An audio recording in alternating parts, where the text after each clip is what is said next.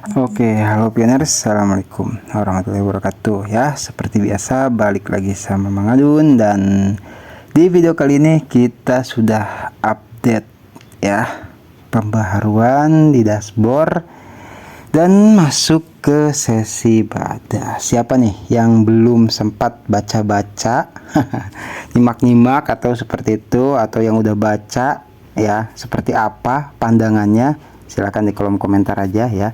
Seperti biasa, Mang Adun ingin membaca ya, gitu.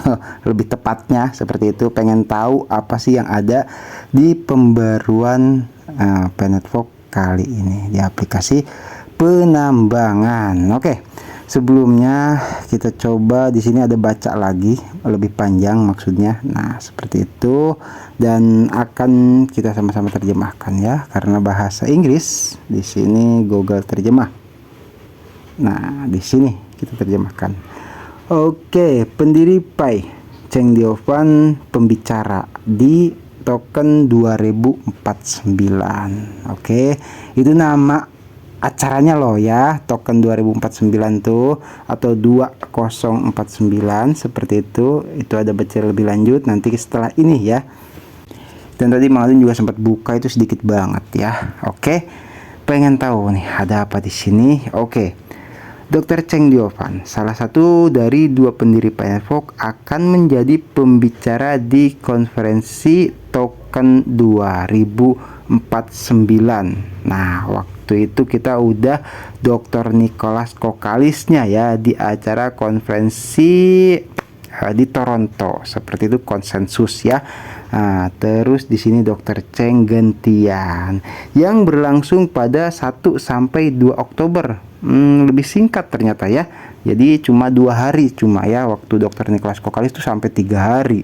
Karena itu global sih. Ya mungkin ini nggak tahu global atau enggak, tapi yang jelas disiarkan secara global seperti itu di Singapura. Oke, nah itu di Singapura ya. Berarti sebagai salah satu acara kripto terbesar di dunia. Oh, kalau terbesar di dunia harusnya ya secara global juga ya. Konferensi ini merupakan kesempatan besar bagi PNetwork untuk berinteraksi dengan komunitas blockchain yang lebih luas dan berbagai perspektif uniknya tentang utilitas dunia nyata, pembangunan komunitas, dan masa depan adopsi blockchain yang lebih luas. Pelajari lebih lanjut tentang fokus diskusi Dr. Cheng Diovan dan nantikan informasi selengkapnya. Oke, kita tahu beliau sempat muncul terakhir kali itu di waktu Open Network ya, di 20 Februari yang lalu seperti itu. Dan di sini kita coba untuk pengen tahu ada apa saja ya di dalam ruang cintanya Pikor Team di minepi.com. Pendiri PNetwork Cheng Diovan dikonfirmasi. Artinya dikonfirmasi itu sudah ditegaskan ya secara resmi sebagai pembicara di konferensi token 2049 mendatang 1 sampai 2 Oktober. Sekarang tanggal 9 September, artinya 3 mingguan lagi ya kurang lebih. Seperti itu. Oke, kita baca lebih lanjut. Pendiri PNetwork Cheng Diovan dikonfirmasi sebagai pembicara di konferensi token 2049 mendatang. Oke. Di sini disampaikan Dr. Van, salah satu dari dua pendiri PNetwork, akan menjadi pembicara di acara token 2049 di Singapura yang berlangsung pada 1 sampai 2 Oktober 2025. Selama acara ini, beliau akan berfokus pada kripto dan blockchain sebagai mekanisme untuk utilitas dan dampak nyata bagi masyarakat. Aduh, ini sorry banget nih ya. Kunaon mang di dia aya bahasa ya yang sangat jelas disampaikan oleh Pikor Team dengan penggunaan diksi seperti itu, yaitu fokusnya ya pada kripto dan blockchain sebagai mekanisme untuk utilitas dan dampak nyata bagi masyarakat. Artinya ini jelas untuk secara global ya. itu loh masyarakat di situ, walaupun tidak disertakan ya diksi global, tapi jelas itu untuk masyarakat secara umum. Artinya ya, menganalisis tantangan Web 3 saat ini dan solusi potensial untuk mendorong ruang kripto menuju lebih banyak inovasi dalam utilitas dunia nyata. Wah, pantes sih kalau menurut Madun beliau jadi pembicara ya itu Pi Network ya, karena kebanyakan kripto saat ini itu minim utilitas ya, walaupun beberapa sudah banyak juga yang menggunakan blockchain. Tapi kalau bicara soal potensial ya itu sangat sedikit ya, walaupun sudah banyak ya. Oke, di situ dikatakan utilitas dunia nyata. Sebagai salah satu acara kripto terbesar di dunia, token 2049 diperkirakan akan mempertemukan lebih dari 25.000 peserta. Wow, ya. 300 pembicara dan 500 peserta pameran dari seluruh dunia. Wah, ini sih global punya ya kalau seperti ini sih. Terus termasuk para pendiri, eksekutif, investor, pengembang dan pembuat kebijakan. Oke, di sini lengkap banget ya. Jadi perlu dicatat yang Mangadun ingat itu ketika Mangadun melihat update ini acara sebelum deadline-nya hackathon ya. Di situ juga para pengembang hadir. Harusnya bagi para pengembang yang menginginkan ya aplikasi atau platformnya itu lulus bahkan jadi pemenang di hackathon 2025 Pi Network, harusnya hadir di sini nih untuk lebih jelasnya. Oke, dan pembuat kebijakan acara ini secara luas dianggap sebagai titik pertemuan utama bagi ekosistem Web3 ya, global dan mencangkup acara edukasi, pertemuan, hackathon, dan peluang pengembangan bisnis. Ini ya nggak tahu ya, Mangadun sih nggak berani berspekulasi. Cuman dari seputaran yang disampaikan sini kayak ada istilah pengembangan bisnis ya kan, terus juga pembahasan Web3 secara global gitu kan, soal blockchain. Ini sih Pi Network banget. Iya, ya walaupun yang lain juga oke lah, itu ya. Karena ini kita beruntung ya sebagai pioner bisa lebih banyak seperti itu mengkonsumsi atau mendapatkan informasi soal update ya, baik itu di dunia era blockchain atau era Web3. Ini sudah betul-betul terjadi ya. Beda banget kan kalau bagi yang mungkin bukan pioner, nggak bakal paham, nggak bakal ngerti gitu loh, gimana ini maksudnya era digital. Oke, kita lanjutkan dengan Dr. Alvan sebagai pembicara di acara tersebut dan Pi Network sebagai sponsor emas. Ada kok ada emasnya segala sih. Sebagai sponsor emas acara token 2049, aktivitas Pi memastikan jaringan ini memiliki kehadiran yang kuat di salah satu panggung terbesar di industri ini. Agak merinding-merinding gimana padahal nggak ada juri.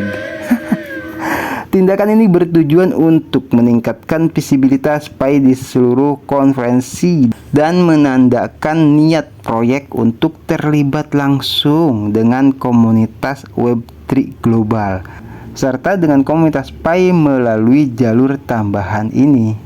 Keikutsertaan Dr. Van sebagai pembicara di acara tersebut juga memberikan kesempatan unik untuk berbagi perspektif Pi tentang utilitas dunia nyata, pembangunan komunitas, dan masa depan adopsi blockchain yang lebih luas. Amin ya.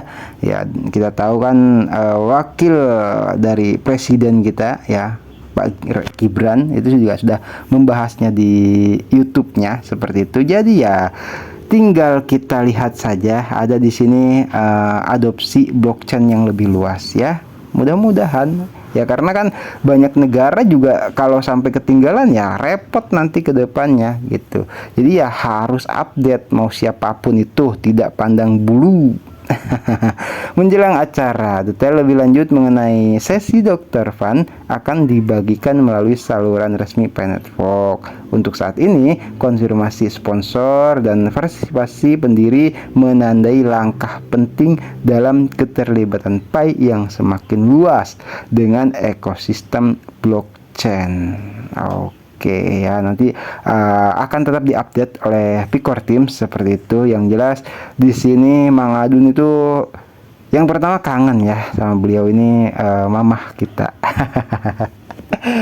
Oke, ibu negara lah seperti itu. Jadi pengen tahu nih. Jadi kalau misalkan di acara konsensus Toronto ya 2025 kita sudah mendengarkan langsung seperti itu.